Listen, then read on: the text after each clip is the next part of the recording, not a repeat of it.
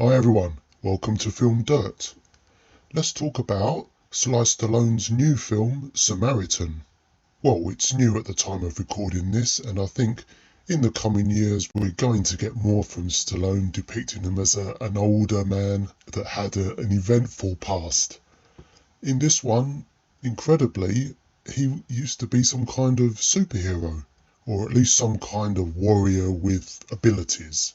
And am I the only one thinking that Stallone kind of looks like that person anyway, doesn't he? Whenever you see him out in public doing interviews, you think that guy, he's been a gladiator or something in his past, if not a boxer, which I think technically he was pretty much. But he's got that presence, and of course he's a legend. That's all part of it. We all love Sylvester Stallone, don't we? And I don't know how I feel about seeing him now as an old man. We all know him as a certain type, don't we? I always imagine him as something like Rambo or Rocky, of course, Judge Dredd, Lock Up, and all those other films he did in his heyday. And then seeing certain actors as old kind of makes you think about your own time passing, doesn't it? So I had to watch this film thinking that the premise is definitely interesting. I don't think Stallone has ever been a superhero before. I think he's definitely the type, at least a villain, if not a hero as such. Here it seems he's just trying to live out his final days, and undercover he's always wearing his hoodie, and he clearly lives in a rough part of town, in a really small apartment flat or whatever it is. It looks all a bit run down, doesn't it? And did you think the same as me at this point, where the cinematography looks really very, very good? They haven't gone for any lurid filters, I don't think. It's all quite muted, but the colours seem to be true to life, true to form. And I was definitely getting the essence of the rough side of this town, wherever he is. I was convinced. Didn't look too much like a studio backlot. I'm not sure if it was all in a studio or if they did go to some location. But I was convinced. I think probably because it was colour graded properly and not too muted, and nothing really jumping out at you as being silly or unrealistic. It was all quite played down and quite atmospheric. So top marks to the cinematography here. I don't know what the budget was on this. I didn't see any numbers given. Maybe in the coming days we'll see some kind of figure they had. It didn't look cheap, although Sly Stallone is obviously the biggest star, the biggest bankable actor here. Don't really recognise any other members of the cast. A lot of these names here were pretty decent in their roles, especially the villain, Pilu Asbeck. I hope I pronounced that right. He's playing Edwin. He hams it up a lot, I'll be honest, but for the most part, perfectly serviceable villain that you want to hate. So Stallone as Joe Smith and his twin brother were enemies, and they both had abilities. It isn't quite clarified how exactly these two actually acquired them, but they were good and bad as Samaritan and Nemesis. Nemesis as a villain died at Samaritan's hand in battle. We get a few flashbacks here and there, and they've had to de-age Sylvester Stallone. We're seeing this quite a few times now in films. I think it works if your actor isn't moving too much or talking too much. But for Stallone, they just had a close pan into his distraught face, and he had a nice black beard and looked young and handsome. It was good to see the reversal of time almost, to see Stallone as a younger man. That's always great in my eyes. And I remember seeing an interview with an effects person before, the names just escaped me, it might come to me in a second. It was when the movie Terminator Dark Fate was released, and they were talking about the de-aging effect on Sarah Connor. And this isn't a spoiler if you haven't seen it, because that was in the first scene. It's technically not a spoiler until it's 15 minutes in, I heard. But he said the aging on her was so convincing because they had her not moving much.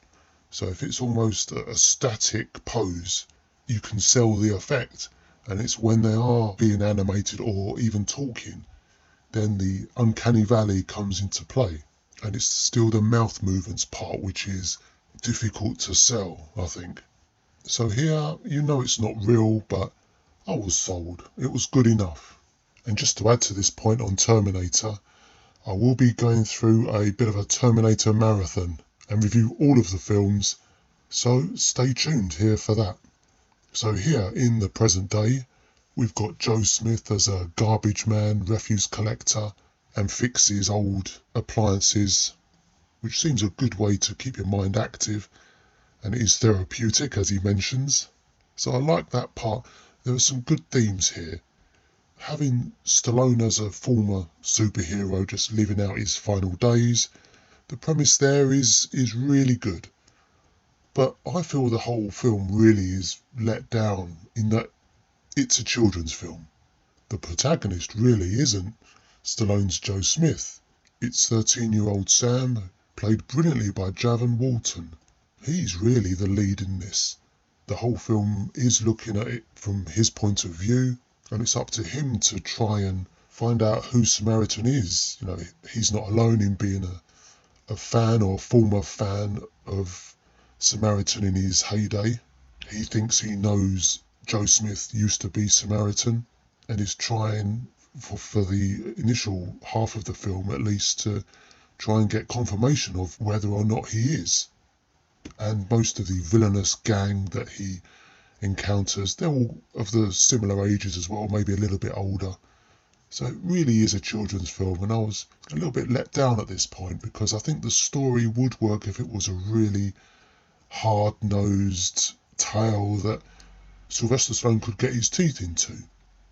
But it's not really played out that way. So, I thought the premise wasn't really made clear enough. We're almost dumbing it down for kids here, which I think adds another aspect to the film, but not one I was really looking for.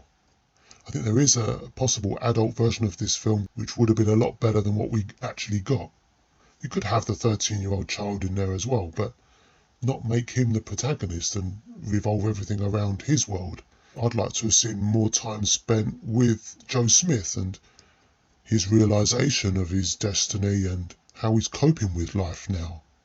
He does mention that, he was once much stronger and more powerful and not so powerful anymore. He seems powerful enough to me. He's still repairing himself and he's a quick healer, obviously. And I mentioned earlier, the villain here, Edwin, he is hamming it up a lot, although I did like his performance. The hamming up part, that part is for the kids. It's a villain to boo and hiss at. So although I do feel this is overall a children's film, there are some adult themes here. We get the odd bits of bad language, which I think in modern times now, I think we're allowed one F-bomb, aren't we? And some very decent and brutal looking fights that are convincing. And there was one super effect during a fight where a bomb is about to go off and he shields himself and a child by tipping a car over and using it as a shield. That looked fantastic. It just looked really convincing. I'd like to have seen more instances of that where he's throwing things around that have got a lot of heft and weight. But that one effect alone, that was amazing. I'd just like to have seen more of that. This film would have worked so much better if it was a more serious tone throughout. But I enjoyed it. There's a good ending within the inferno. The overall effect did look good. And to give it a score, I'll give this 3 stars. It's definitely above average. And it's always good to see Sylvester Stallone, who I think should never stop making movies. So that's my review of Samaritan. And as I always say when I review new films, I'm not a paid shill. This review is completely honest. I'm not in any marketing schemes. I have been offered free tickets and such incentives by studios in the past, which I've always turned down. It doesn't sit well with me and it's not really that beneficial to me. I just want to watch what I want to watch. And I don't want to be swayed with ongoing free ticket incentives. that do entice other reviewers to maybe give false positives, and there'll be none of that funny business. Not while I'm here. So thanks again for joining me.